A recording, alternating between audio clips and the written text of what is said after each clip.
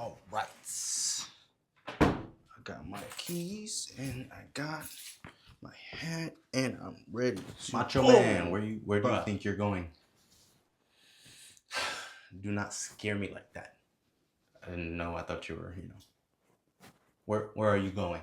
I'm going to this Creativity 101 class. Why? Anyone ever told you that people like you and me, we're not creative, From what I was told, creativity can actually be developed. It's not just like a God-given ability, but it's an actual skill you can learn. And so I was told that, you can develop it by learning, being taught, and, even practicing. So that's what I'm gonna go do. Asking for a friend, is it like open to the public? Can anyone go? I think it's pretty much open to anyone. Why? You want to come? We can go. I would love to go. I'm not even gonna waste my time. Don't do me like that, man. Be your own people.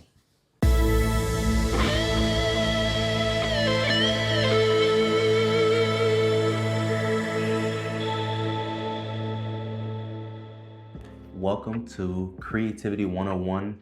I'm your instructor, Mr. Dreamer. In this 6-day course, we aim to equip you with a deep understanding of creativity, practical techniques to enhance it, and the confidence to apply creative skills in any field.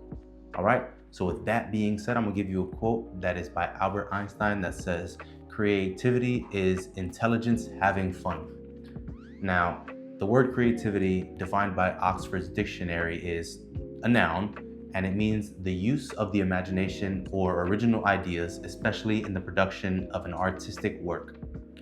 Creativity is the capacity to uncover fresh and unique ideas, connections, and solutions to challenges. It's integral to our human drive, promoting resilience, sparking joy, and offering pathways for individualism. Now, creative acts can be as grand and inspiring like creating the Mona Lisa, or a stunning painting, or designing an innovative company like Apple. However, creativity isn't limited to artistic or groundbreaking ideas. Everyday life demands acts of ingenuity and new or unusual problem solving, meaning that nearly everyone possesses some degree of creativity. I encourage you to make sure you have a notebook or your notes app and stop, pause, go back as you need to. You're gonna want to take as much notes as possible. There's a lot of value that's gonna be given throughout this 6-week series. And so I encourage you, take notes, pause, go backwards, do what you need to do to make sure you grab as much value as you can from this series. Creativity plays a crucial role in various fields, including art, business, science, and beyond. We're gonna break down the importance it plays in each area. For starters, in art, it's about engaging innovation and expression when it comes to art. In the fields of business, it's about problem solving. Creativity helps in devising innovative solutions to complex business problems. It helps in product development. It drives the creation of new products and services, meeting customer needs and staying competitive. In the marketing aspects, creative marketing strategies can differentiate a brand and capture consumer attention. In science fields, it helps in research. Creativity is essential in formulating hypotheses and designing experiments.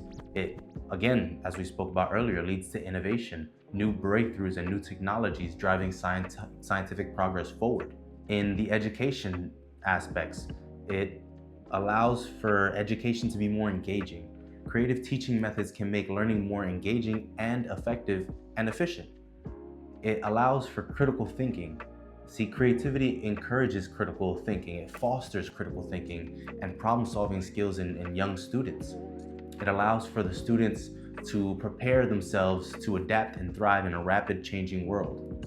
Speaking of rapid changing world, we can talk about technology. Creativity fuels technological advancements and the development of new tools and applications. Creative designs enhance user experience, making technology more accessible and enjoyable. It helps in addressing and overcoming technical challenges and limitations. Let's not even get into the whole medicine field with research and development, patient care, and public health. All of that is based around creativity. It can even help with your own personal growth, your self-expression. Creativity provides an outlet for self-expression and personal fulfillment. It enhances personal problem-solving abilities and your resilience. Creative individuals are often more adaptable and open to change. So we see that creativity is a vital component that drives innovation, problem solving, and progress across various fields.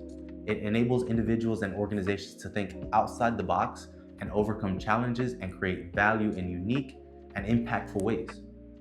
Now, the next thing we're going to do is we're going to get into several myths and misconceptions about creativity that can hinder people from recognizing their own potential or from understanding how creativity truly works.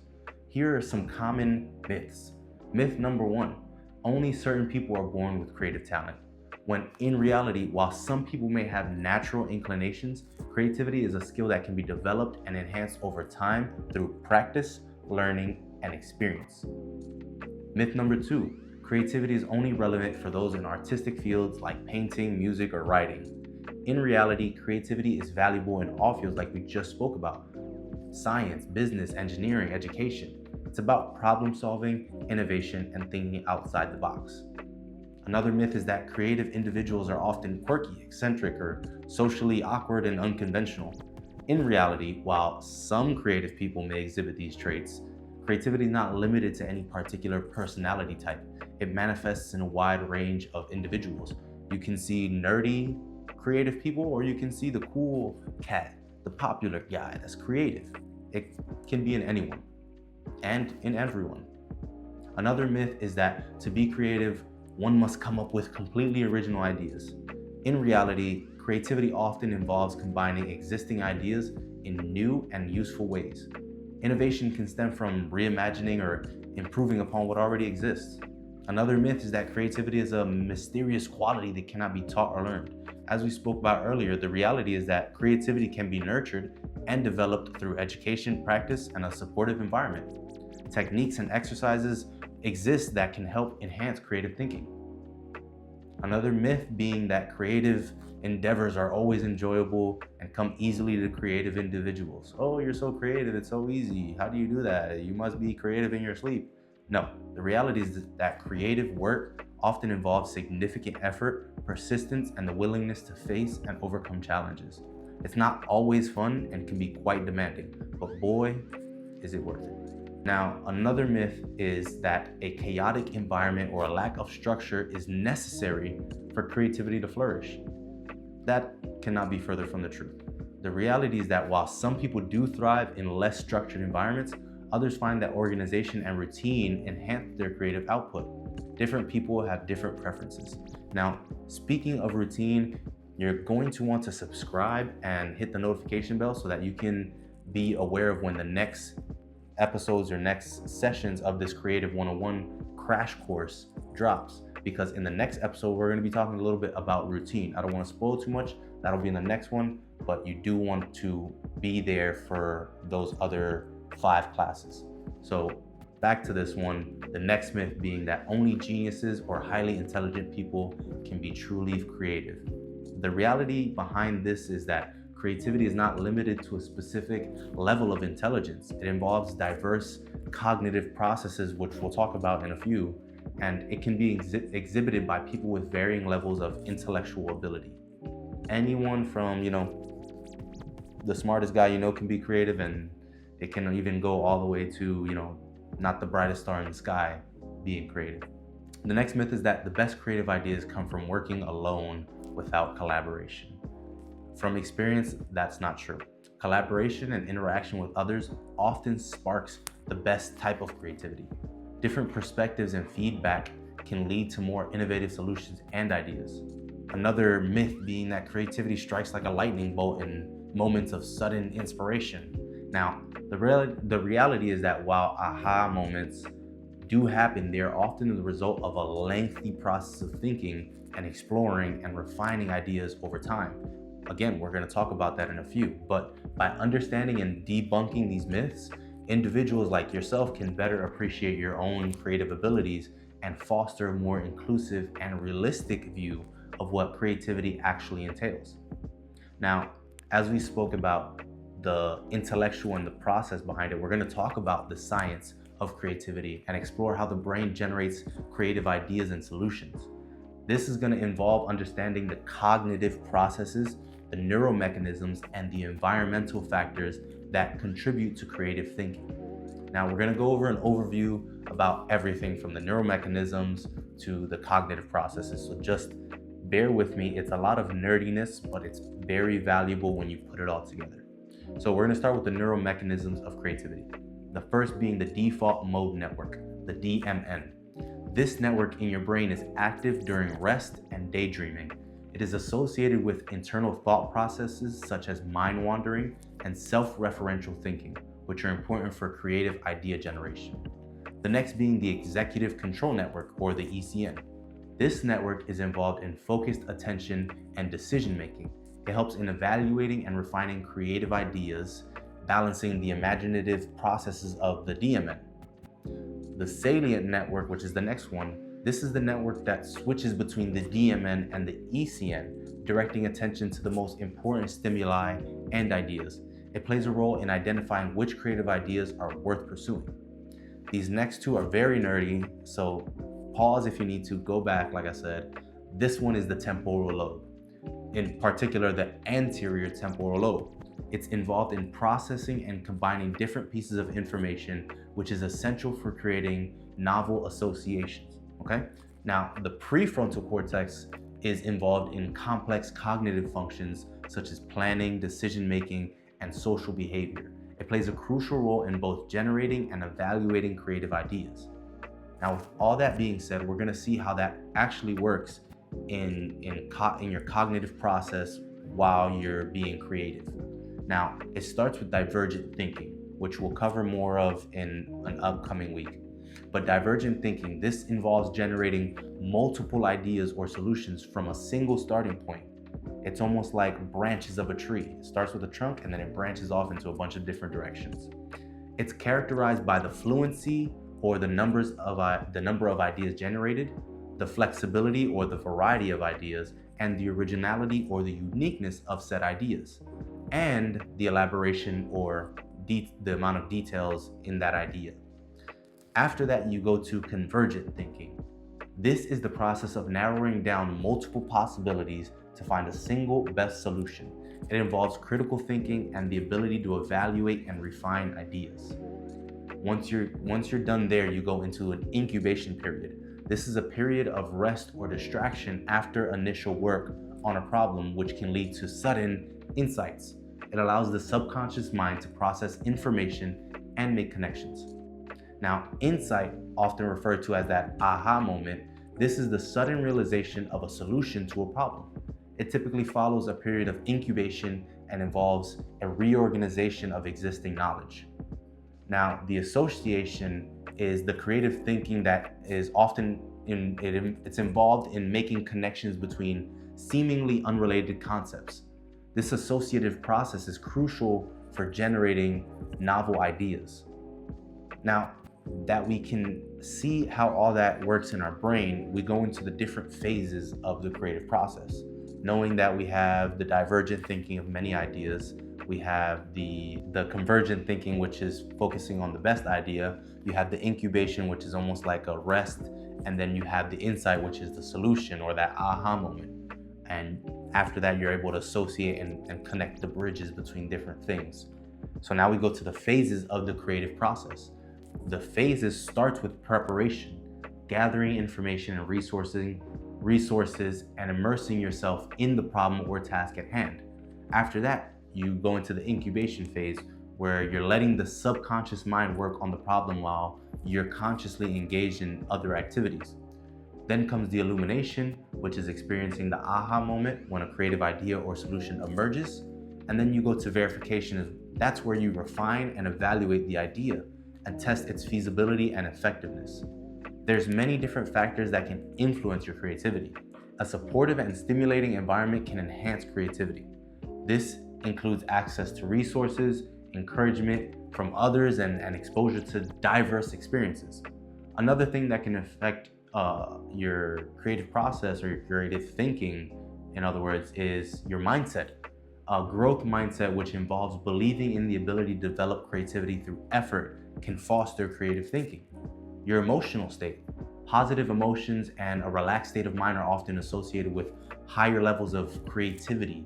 But on the other hand, stress and anxiety can inhibit or, hold off and really put a damper on your creative thinking. Now, collaboration, interacting with others and sharing ideas can lead to new perspectives and enhance creativity through collective brainstorming and feedback. And that in and of itself, collaboration is, I feel like, one of the most important aspects when it comes to fostering a healthy creative thinking environment. Collaboration is key, and I speak from experience. There's been times where I have just not been able to progress creatively, and it's not until I get around others that have creative, critical thinking that bring the best out of me. So with that being said, by recognizing the cognitive and neural processes involved, you can better harness and nurture your creativity. It helps to understand the science of creativity. It helps so that you can develop strategies and really create environments that foster creative thinking. Now, creativity can be categorized into different types based on how new ideas and solutions are generated.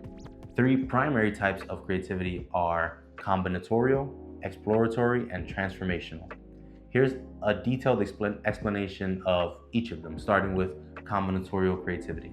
It's defined as creativity that involves combining existing ideas, concepts, or knowledge in new ways to create something novel. It's about making connections between seemingly unrelated elements. The characteristics are that it relies on existing knowledge and ideas.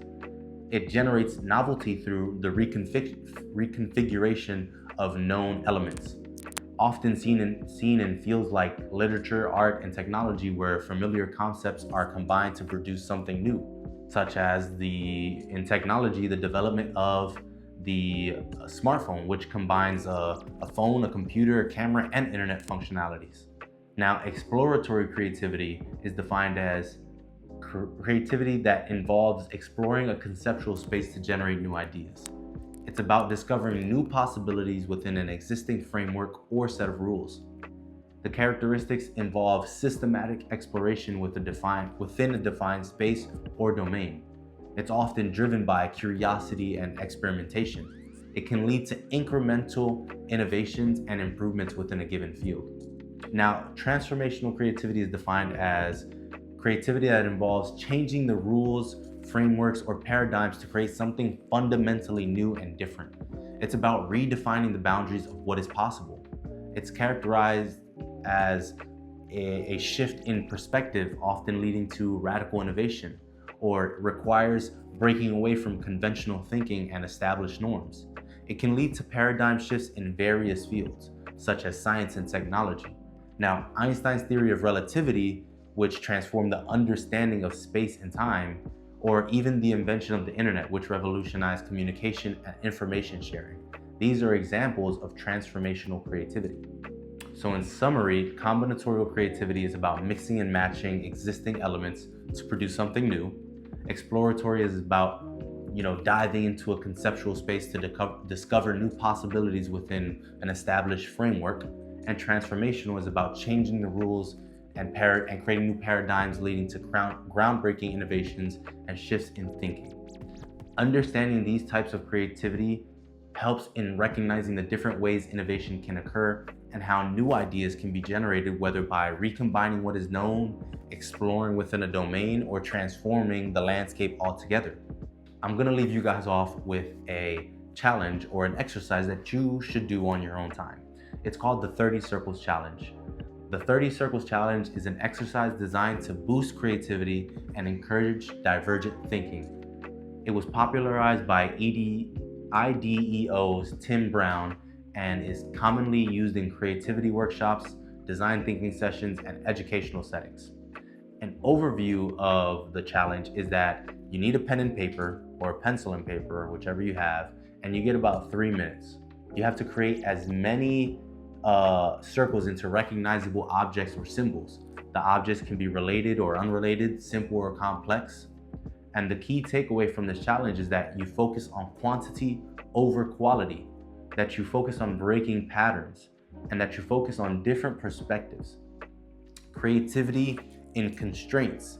The limited time and predefined circles create a constraint that can actually enhance your creativity by forcing you to think resourcefully.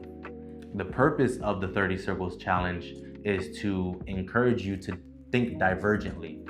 It pushes you to think broadly and generate a variety of ideas within a limited time frame. It promotes the ability to see multiple possibilities from a single prompt. It also fosters rapid ideation. The time constraint encourages quick thinking and spontaneous, ideas, which can lead to unexpected and innovative ideas. It illustrates creativity as a skill. This exercise demonstrates that creativity is not just about having one great idea, but also about generating a large quantity of ideas, some of which may be refined into great ones. That's going to do it for this week's Creativity 101 class. This was an intro to creativity. I encourage you to subscribe and hit the notification bell so you're ready and aware of the next episode or session. Week 2 will be coming out following this video. It'll be about creative blocks and how to overcome them. So with that being said, I appreciate you for watching and I hope you grab some value from this. I'll see you in the next one. Whee! Of course you can.